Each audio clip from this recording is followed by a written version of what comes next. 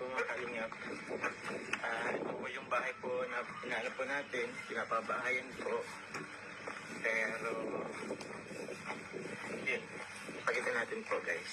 Naglaan po kami dyan, si Ratsi Coffee po. Yan po.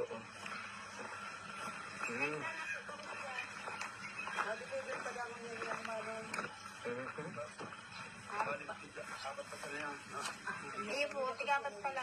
Dito tayo, Carla. Let's go. Oops.